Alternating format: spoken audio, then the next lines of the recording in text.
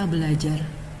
Para pemirsa, melalui video ini kita akan belajar tentang apa yang dimaksud dengan belajar mandiri, juga teori dan konsep pedagogi, andragogi, heutagogi, self-regulated learning, self-directed learning, dan self-determined learning. Kita akan membahas dan memahaminya dengan terlebih dulu melihat contoh proses belajar mandiri yang dilakukan oleh seorang anak siswi kelas 3 SD Negeri Banjarharjo, Sleman, Yogyakarta, semester ganjil tahun pelajaran 2021-2022. Setiap hari, anak ini mendapat tugas belajar dari guru kelasnya melalui pesan WhatsApp yang dikirim ke grup orang tua siswa kelas 3. Selanjutnya, anak tersebut belajar sesuai tugas yang disampaikan guru, dibantu oleh orang tua atau orang dewasa lain yang menjadi anggota keluarganya.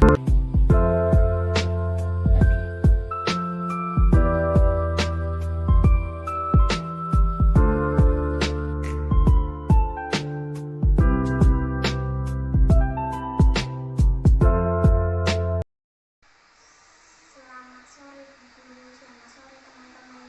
Saya Amira Rahma, kelas 3. Cicak cicak ding ding ding, diam diam merayap, datang seekor nyamuk, hap, lalu ditangkap.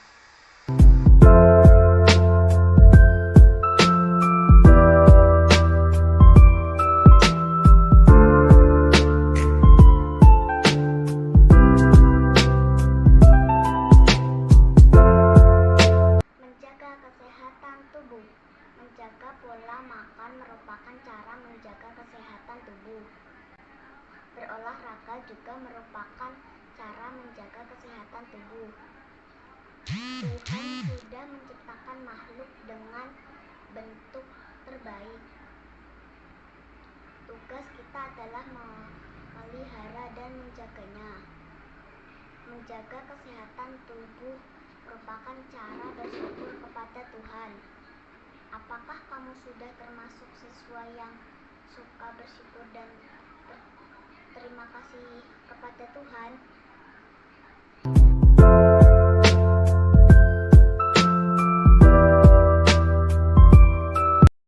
Setelah melihat video tadi, mungkin ada yang spontan menyimpulkan bahwa belajar mandiri adalah belajar sendiri tanpa orang lain. Benarkah demikian? Menurut Fisher dan kawan-kawan, self-directed learning atau belajar mandiri merupakan kesiapan atau kesediaan seseorang untuk belajar mandiri yang terdiri dari komponen sikap yang berinisiatif belajar dengan atau tanpa bantuan orang lain, yang dapat merumuskan tujuan pembelajaran, mengidentifikasikan sumber pembelajaran, memilih dan melaksanakan strategi pembelajaran yang sesuai, dan mengevaluasi tujuan pembelajarannya. Sementara itu, menurut Haris Mujiman, belajar mandiri adalah kegiatan belajar yang diawali dengan kesadaran adanya masalah, disusul dengan timbulnya niat melakukan kegiatan belajar secara sengaja untuk menguasai sesuatu itu, kompetensi yang diperlukan guna mengatasi masalah. Kita telah mengenal teori tentang bagaimana seseorang belajar, yaitu yang disebut dengan pedagogi, andragogi, dan heutagogi.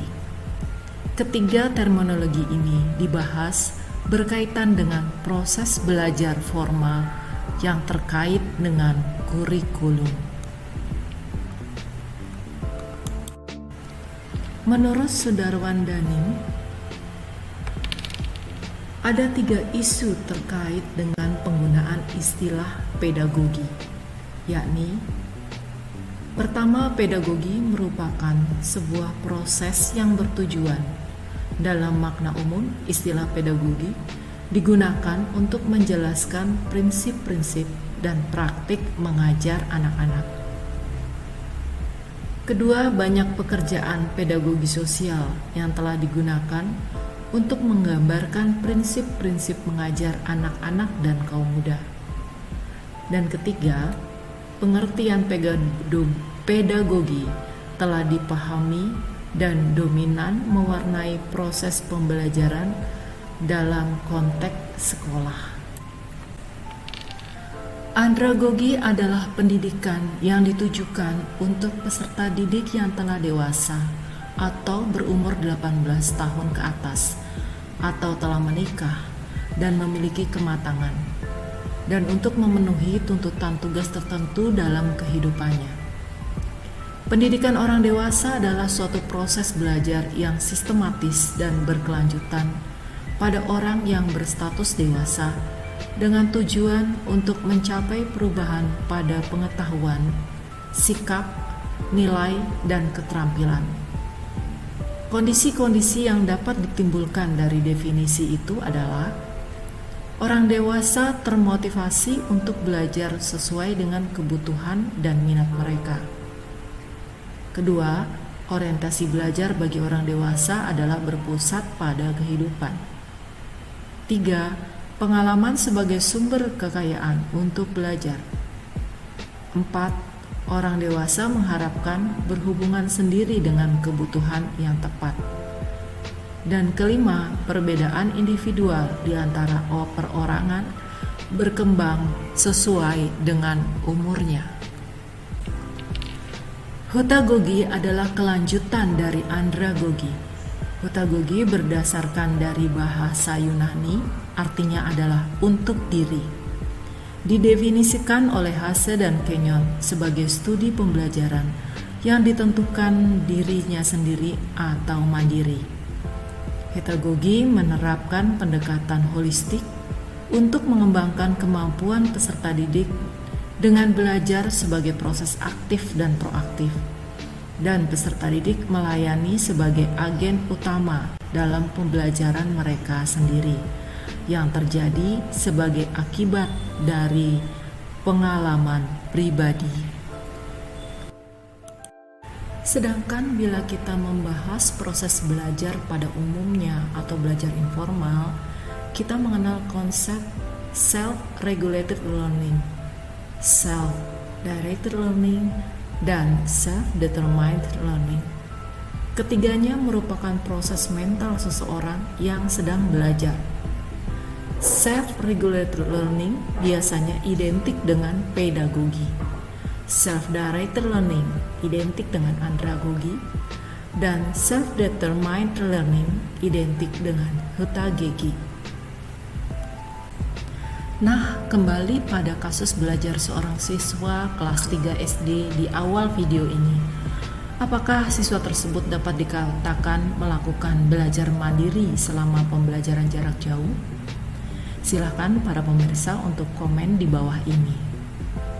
Menurut saya, sesuai teori dan pengertian belajar mandiri, anak dalam video ini dapat dikatakan melakukan belajar mandiri pada tingkatan pedagogi dan andragogi. Mengapa? Dikatakan pada tingkat pedagogi karena anak tersebut belajar berdasar instruksi gurunya dan diarahkan oleh orang tua dan atau orang dewasa di lingkungan keluarganya. Kemudian, meski baru berusia 9 tahun, dapat dikatakan bahwa ia sudah belajar pada tingkatan andragogi karena ia mampu mencari sendiri solusi belajar melalui video dari YouTube. Apakah anak tersebut mengalami kenyamanan dalam ber-PJJ? Menurut saya, anak tersebut nyaman dan mendapat hasil belajar yang positif karena pertama ada dukungan teknologi, yaitu jaringan internet dan infrastruktur yang baik, sehingga ia mampu mengakses WhatsApp dan YouTube.